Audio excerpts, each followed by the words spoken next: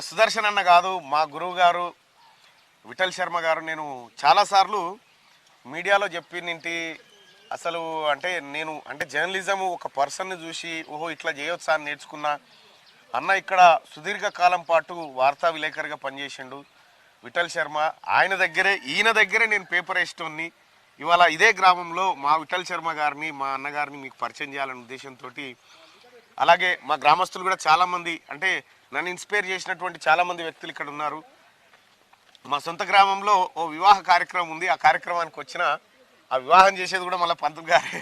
అనివార్యంగా ఇక్కడి నుంచి చేయాల్సి వస్తూ ఉంది. అందుకోసమే మార్నింగ్ న్యూస్లో ఒక్కసారి మా విలేజ్ను పలకరిద్దామన్న ఉద్దేశంతో వచ్చిన విఠల్ శర్మ గారు. ఆయన వాక్చాతుర్యం చాలా అద్భుతంగా ఉంటుంది, పద ఉచ్చారణ కూడా చాలా అద్భుతంగా ఉంటుంది. ఆయన పేపర్ చదివితే గంట కొట్టినట్టుగా ఉంటుంది.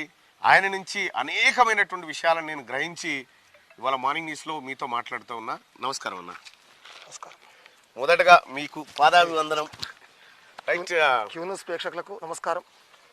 విఠల్ అన్న మాకు ఇట్లా ఉన్నాడు కానీ, ఇట్లా జీన్స్ ఇట్లా ఉన్నాడు కానీ చాలా ఇట్లా అన్న విజయ్ అన్న కూడా ఉన్నాడు.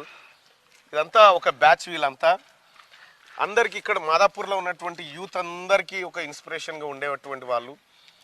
వీళ్ళు ఏ కార్యక్రమం చేసినా గ్రామం కోసము, గ్రామ అభివృద్ధి కోసం చేసేటువంటి వాళ్ళు.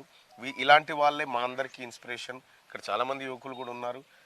సో ఒక్కసారి 30 ఏళ్ళు కిందికి పోయి ఈ స్కూల్ ఏంది చెప్పన్నా.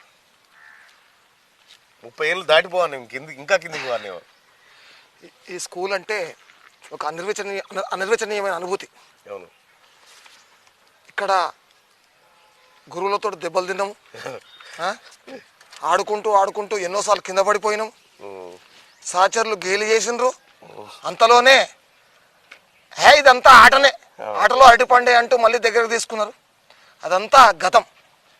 ఇక్కడ ఈ స్కూల్ తోటి ఎన్నో జ్ఞాపకాలు మాతో ముడివేసుకుని ఉన్నాయి.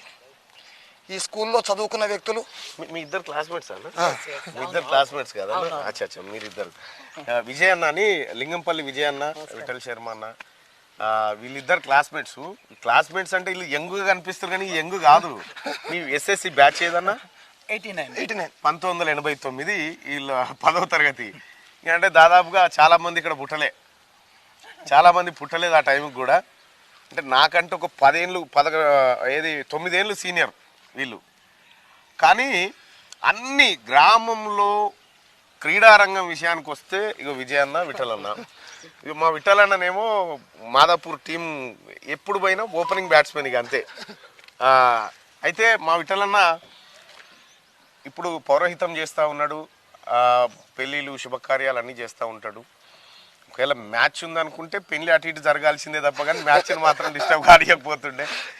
మా విజయ్ అన్న కీపర్. ఈ ఊర్లో ఇంతకు మించిన సీనియర్ కీపర్ లేడు. ఇప్పటికి రిటైర్డ్ కాలే, మళ్ళీ ఇప్పటికి కూడా ఆడుతూ ఉన్నాడు. దాదాపు ఒక 50 సంవత్సరాలు ఉంటారు ఇద్దరు కలిసి. ఒక 2-3 తక్కువ 50 సంవత్సరాలు ఉంటారు ఇద్దరు కలిసి.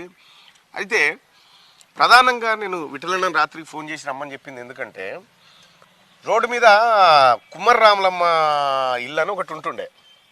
కుమ్మర్రాములమ్మ ఇల్లు మీద ఇంటికాడ ఇట్లా వడ్రబండ ఇట్లుంటుండే. ఆ వడ్రబండ మీద కూర్చొని అన్న పేపర్ చదువుతూ ఉంటుంటే నేను ఇంటా ఉంటే ఇంత ఫాస్ట్గా ఎట్లా చదువుతాడు అని చెప్పి అప్పుడు వార్తా పేపరు చాలా ఫేమస్ పేపర్. అప్పుడు ఒకానొక దశలో ఈనాడు కూడా ఏమీ చేయలేనటువంటి పరిస్థితిలో, సరే తర్వాత రామోజీరావు గారి చాకచక్యంతో సంఘీల మధ్య ఎట్లా సంఘీభావం లేకుండా చేసిండో ఆ కార్యక్రమం అంతా వేరే. కానీ అప్పట్లో మా విఠలన్నను చూస్తే మండలం అంతా గజ్జు నొనికేది. విలేకరి అంటే అట్లా ఉండేది. విలేకరికి అంత వాల్యూ ఉండేది.